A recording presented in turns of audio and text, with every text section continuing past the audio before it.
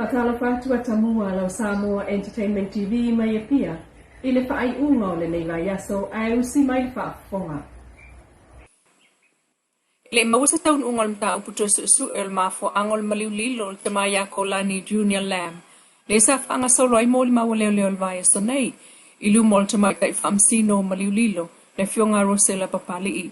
Peta ai oltoyo o atu o lea mata upul whamsinongo maliulilo. Talu o le whaalawelawe na tupuane le whalpuipui, ma tu o iai, o le vaila au whanavau, lea na moli mawina, pango tala vala tu te whaau ngā vaila au whanavau, ma me whai ngā ruenga matoi te wela tau. O le saonga le mua pang tale si tuolo tuli mata ia le whamsinonga, o le atuli loa i tātou tala o iluma, tau manga o le mta upu. O whaapopo le si fsosoni ngā ruenga su emta ngā ruenga o leo leo a Samoa, ala li tai whautu songi, le o wha mealo whātue leo leo al malo New Zealand vaso nei. Whaaftai el komstina a wapa au longo I tino Filipo le sunga Clean Roland. I lef so ni wha awau. O le atua iai ngā runga su e toa oi wha awau malo leo leo. Ai o lisi vai ngolo ave iai le wha ua o ngā runga wha leo leo a malo e lua mo le saonga le mu. O le ngā runga ia tai whautu songi. Na mawai fo ia lesi tai whau na au mai I lona taimi momua. I le mlai va I lelei whangali ini fuala au wha saina. O whapa angai nei le li leo leo ya mosa milo. Malona soa e whaatino ngā ruenga susue.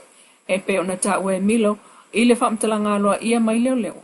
I le wha maoni o le neita I whau yona tiute, ma e mita I foi, I le ata mai tai.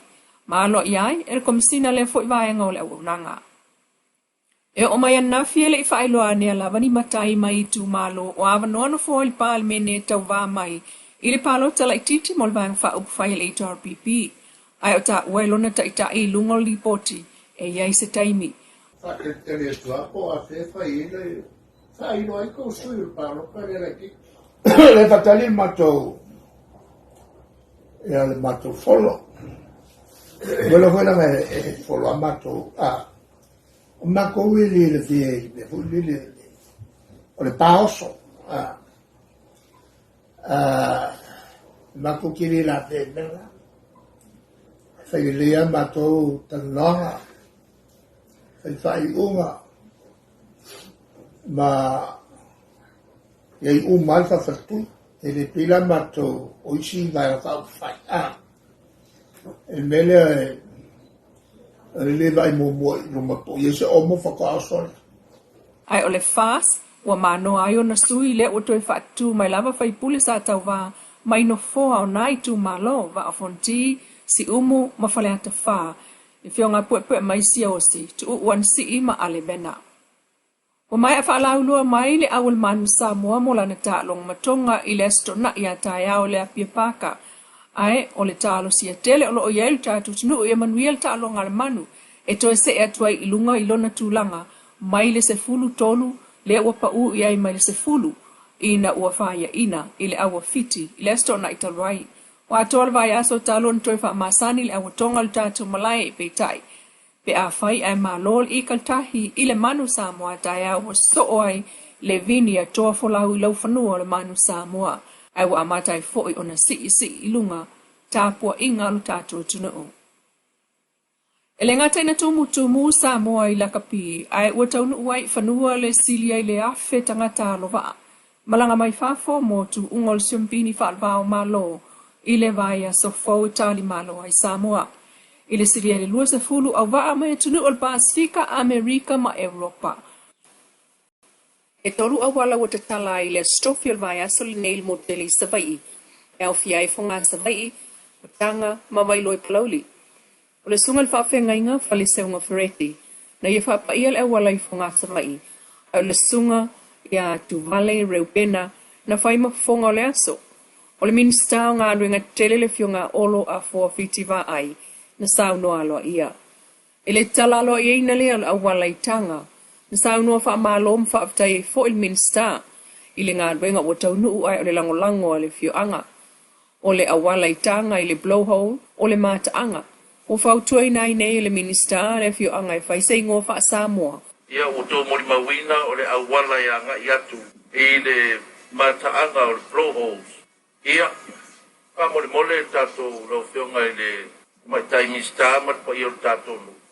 o Samoa lo o iai le mataanga taua nei ai mana o mia so na ingoa Samoa wa le tau lava o le Pro Holes ai au wha Samoaina o se pū tau whiula mai ai Samilunga ai pule lava lo tau a whioanga pule a lava se ingoa e wha ingoa inai ono le pau lea o le tuo Samoa e mau ai le mataanga lea o fia turisi e anga i mai ai e ai la fuatu. O le whawhengainga Reverend Simalu Kovati na ia whapa ia le ngā ruenga ai o le fonga o le aso le sunga a manua ilo vea wha amatua inu. Le ngā ruenga i vailoa i palauli malona awala le ua talam whapa ia le sunga i Reverend Enele awa wha aftai ai fo el minister na fio ngā olo al company whai awala ai o le pulenga le LTA fuafuaina wha pia le itu malo le langolango le malo. Le sunga a fua lui e vangalia le sa fai mafongo le aso. O nei ngā luenga whaatino, sa ngā whalea mal kampania le apia lua. Peita e tasi lava le ngangol saunuanga, a le fionga minsta o ngā luenga olo fiti a fua va ai. E peo na angi ai le talaino awala, le mata anga i tanga. Luenga nei na amataina le aso sfulfitu o Januari, ai wha mai ai le aso sfuluono Juni.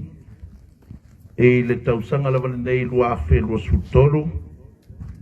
Sa whaataua foina, mamanu malo ai le company por conkarate le apia lua. E le tau e tusa marifaa se lau fasu toru wafe. Toru se lau toru sulima ta la maleono sene. O le umio lei au wala e tasi kilomita, malona lau tele 5 mita. Patase ai mauna la vai. Ma o se ngā luenga, mana o mia o na tātou langolangoina.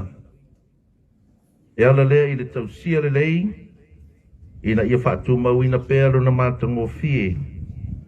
Ma o ngā fo'i mō turisi asiasi mai la tātou mātaanga. O awala ua talaina i salawhai nei. O leisi lea o pine wha mau o whainga wha vai o tātou malo. Mō ni ala manuia tusa mō tangata uma. I awhio anga uma si o tātou watunu. O isi o ati na e al tātou malo wa anga tele. Mō le soifua malo loina o tātou tangata. Malo lato soifua fia fia e toleni ai ma wha pa ua e suka. Ia, mali toto maulunga. Ma vave ona sitia tātou ati na e tau tamau ainga. E le ngata i lea. E le tau whaatau aina le malo le sau taua. O taitai o awhioanga. O le mamalu a li im whaipule. E tau mawhainga mo le ati na e ina o si o tātou watunuu. Mo nei mātai au. O le whaamalo si awa le whaawhengainga ia Reverend Simalu Kovati, whaatau i le aso maona whaamoemoe, ua whaatau nuu i le talaina mga ala, le ana ave ia ili au awala na launga. Ato ia ili nei tae au, le nganga le e tas. Whaapitai, whaamalo i lau fionga le minista, ma le matanga luenga, ona o nei polo kalambe. A wale manuia o nu, pausia o awala ngā lue, pausia o awala i mātaanga, na so se tuainga awala la. Ia au leo whaima awala ia o ao mai ai tātou. Ilo tātou wala i le atua. O le ala tātou te peso tai atua i le atua. Whaima Iesu e le mawhai ana e luatu i le atua. Pea le ui mai le awala. O ai le awala. O ia. O ia lama o lo tātou wala i malo le whaalutanga. Na ia saungia mo tātou e ala ia lona soifua sa mai. Poi lea mo tātou whaalutanga. Mai le motele i savai i ngā ruenga o mai amanuia, a le pulenga o ngā ruenga tele le malo. Tawalunga ato tātou tala i le lise o lau manu Samoa Filifilia leo le ata alo i lanta alonga whai o le Ipol Pasifika. I le aso atai hao leo le awhiloa i male i kaletahi a tonga. Tātou props le li o te ali whaumui nā ma mai ko lau la toa o le kapteni foi lea. O le huka le li o Sama Malolo. Locks le li o Chris Bui ma Brian Ala ino ese. Flankas leo le atamo e le li o Miracle Fai Langi numero 1. Patasi ai matek la emil open site po le numel fitu. Numel valu leo le ata alo le li o Steven Luatua. Halfback le li o Tanafan Taumatene. First 5 le li o Alaiti Entolo le Wila. Wingi numel surtasi le li o Eddie Fido. Second 5-8 le li o Duncan Pai Aua. Center po le numel surtolu le li o Ulpano Tuna. Malaysia tato wingi numel surfa leo le ata mo e le li o Naitol Awang. Le tato hutpeki lea wato ya taliu mai aile le sunga team na Nai Williams. Tato faa leo numela sulwano lu telu tolai. Sulfitu titi la mustele. Numela sulwalu le li o Paul Alo e Mile. Suluiva le li o Fiotoa McFarland. Luas hulu Fritz Lee. Luas hurtasi le sunga le lani matavau. Tato numero luas hulua le li o Christian le li fano. Male numero luas hurtolu le sunga neria formai. O le tulai tolu o le amatalia ile ata alonga, ma e tatalo atua ile lango le ata nuu, ina ia la eiso ofu lanu moana, ma aua le toi wha lawe le taimi o le tato haka. Lau Samoa Entertainment TV mai pia mana tumua nei ko yaso sa po ngā tai au.